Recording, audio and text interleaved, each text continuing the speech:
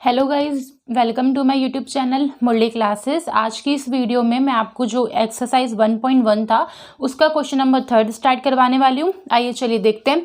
Question number 1 and 2 जो question था वो प्रीवियस क्लास में मैं आपको अच्छे से समझा चुकी थी। आई होप आपने उस वीडियो को देखा होगा और आपको बहुत अच्छे से समझ में आया होगा। चलिए थर्ड क्वेश्चन पे चलते हैं। Find the LCM and HCF of the following integers by applying the prime factorisation method. ऐसा ही सेम क्वेश्चन अपन पहले क्वेश्चन नंबर 1 में कर चुके हैं। उसमें भी एचसीएफ एंड एलसीएम फाइंड करना था, वही सेम मेथड था, प्राइम फैक्टराइजेशन मेथड। ठीक है, बट अलग चीज क्या थी, वहां पे आपको 2 डिजिट्स गिवन थी, यहाँ पे आपको 3 डिजिट्स गिवन है। चलिए देखते हैं। फर्स्ट पॉइंट है 12, 15 एंड 21। अब इसको करने का सही तरीका कैसे, आप लोगों को अभी तक तो आ चुका होगा कि कैसे करना है, क्योंकि फर्स्ट क्वेश्चन सिमिलर ही था।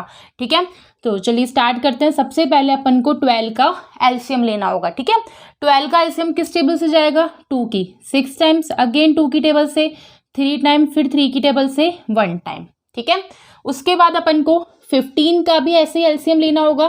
15 3 की टेबल में आता है 5 टाइम्स, 5 अपनी ही टेबल में आता है 5 टाइम्स। ठीक है, उसके बाद अपन को 21 का एलसीएम लेना होगा। 3 की टेबल में आता है 7 टाइम। ठीक है, और 7 खुद की टेबल में। ठीक है, अब उसके बाद लिखना कैसे सिखाया था, पहले अपन को ऐसे लिखना है, फैक्टर ऑफ 12। 12 के क्या फैक्टर हुए, 2 मल्टीप्लाई 2 मल्टीप्लाई 3। ठीक है, अब लिखेंगे फैक्टर ऑफ 15। 15 के क्या फैक्टर हुए, 3 इंटू 5।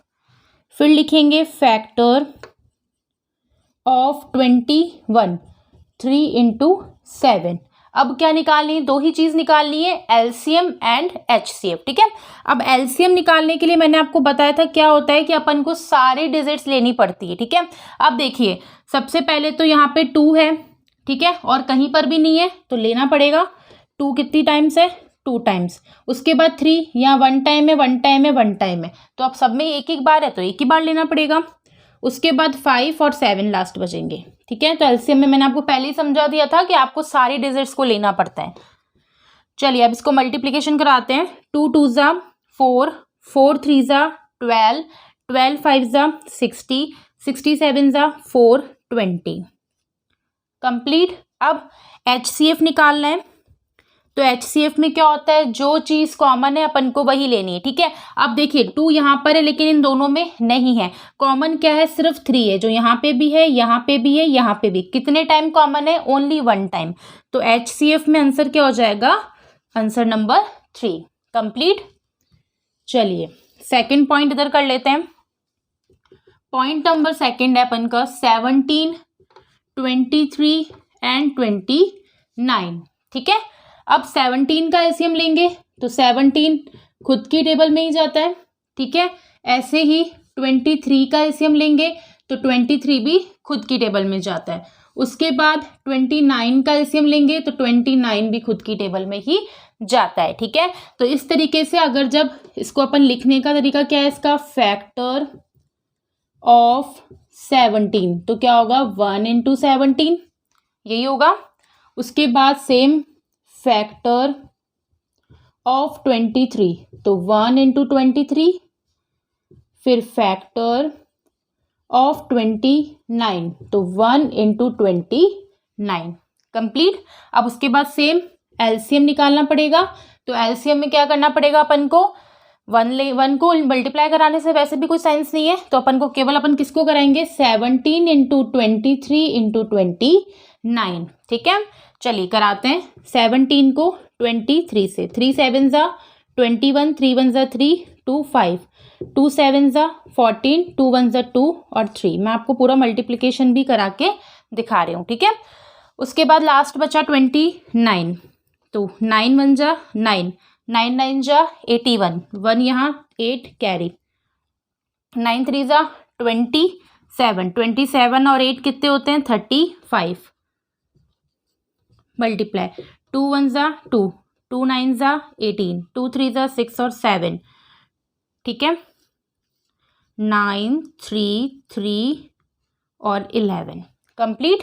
तो आंसर क्या आएगा, 11 33 9। उसके बाद अपन लेंगे HCF। HCF में अपन क्या लेते हैं, कॉमन लेते हैं। तो कॉमन क्या है, यहाँ पे 1 1 और यहाँ पे भी 1। कंप्लीट सेम प्रोसेस था, बस डिजिट्स को अपन ने चेंज किया था। ठीक है, अब थर्ड पॉइंट देखते हैं। आप लोग अभी से अगर पूरी जो मैथ्स की बुक है वो करना स्टार्ट कर देंगे वेकेशन में ही, तो बहुत अच्छा रिजल्ट होने वाला है। ठीक है, तो आपको कोई प्रॉब्लम नहीं आएगी, तो इसलिए आप अभी से अपने प्रिपरेशन को स्टार्ट कर दें। उसके बाद है थर्ड पॉइंट 8 9 25। 8 का एलसीएम लेंगे, 2 की टेबल में 4 टाइम्स जाएगा, 4 अगेन 2 की टेबल में 2 टाइम्स, और 2 इटसेल्फ से डिविजिबल होगा। ठीक है, उसके बाद 9 किसकी टेबल में आता है, 3 की टेबल में आता है। कितने टाइम्स, 3 टाइम्स ही आता है। फिर 25 लेते हैं, 25 आता है 5 की टेबल में 5 टाइम्स, और 5 खुद की टेबल में आता है। सेम प्रोसेस वही था, कुछ चेंज नहीं किया मैंने अभी भी। फिर क्या लिखते हैं अपन, फैक्टर ऑफ 8। 8 के फैक्टर क्या है, 2 × 2 × 2। अब तक तो आपको बहुत अच्छे से ये क्वेश्चन समझ में आ चुके होंगे। अब आप कोई सा भी क्वेश्चन आपको मिलेगा आप अच्छे से कर सकते हैं। फैक्टर ऑफ 9 क्या है, 3 × 3। उसके बाद है फैक्टर ऑफ 25 क्या है, 5 × 5। सेम वही, पहले एलसीएम निकालते हैं। आप पहले एचसीएफ भी निकाल सकते हो, उसमें कोई नहीं है कि स्टेप बाय स्टेप होगा, ऐसा कुछ भी नहीं है। एलसीएम चाहिए। ठीक है, अब यहाँ पे 2 है लेकिन और कहीं नहीं है, लेकिन एलसीएम में तो अपन सब लेते हैं, ले लिया। उसके बाद यहाँ पे 3 है तो ये भी अपन को लेना पड़ेगा, और फिर 5 है वो भी। कंप्लीट। चलिए, 2 2 ज़ा 4, 4 2 ज़ा 8, 8 3, अब 8 को यहाँ पे लेने देते हैं, पहले यहाँ से कराते हैं। 5 5 ज़ा 25, 3 3 ज़ा 9। ठीक है, 8 9 ज़ा 72, 72 को 25 से कराते हैं। चलिए, 5 2 ज़ा 10, 5 7 ज़ा 35 और 1 36, 2 2 ज़ा 4 एंड 17, 0 0 8, 1800। क्या आएगा, 1800। उसके बाद अपन क्या लेंगे, HCF। अब HCF देखते हैं। 2 यहाँ पर है लेकिन दोनों में नहीं है, 3 यहाँ है इन दोनों में नहीं है, 5 यहाँ है इन दोनों में नहीं है। मतलब इट मीन्स कुछ भी ऐसे डिजिट नहीं है जो कॉमन है। जब कुछ भी कॉमन नहीं होता है तो अपन क्या लेते हैं, वो क्या है, 1 से डिविजिबल होगा, तो 1 उसमें कॉमन होता है। कंप्लीट। ठीक है, 0 मत लिख के आ जाना, 0 आपका आंसर गलत हो जाएगा। ठीक है, चलिए सेकंड क्वेश्चन देखते हैं। मतलब फोर्थ वाला क्वेश्चन जो है वो मोस्ट इंपॉर्टेंट क्वेश्चन है। आरबीएसई बोर्ड एग्जाम में बहुत क्वेश्चन पूछा जाएगा, ये डिजिट चेंज कर देंगे बट यही रहेगा। ठीक है, क्या है, गिवन दैट HCF, ये 2 डिजिट्स हैं। ठीक है, 2 इंटीजर बोल लो जिसको, उनका HCF का आंसर गिवन है। ठीक है, फाइंड क्या करना है, एलसीएम। इस जगह क्वेश्चन ये उल्टा भी कर देंगे, एलसीएम का आंसर दे देंगे, HCF फाइंड करने के लिए पूछेंगे, पर होगा इससे रिलेटेड ही क्वेश्चन। ठीक है, तो बहुत अच्छे से समझना इसको कैसे करना है।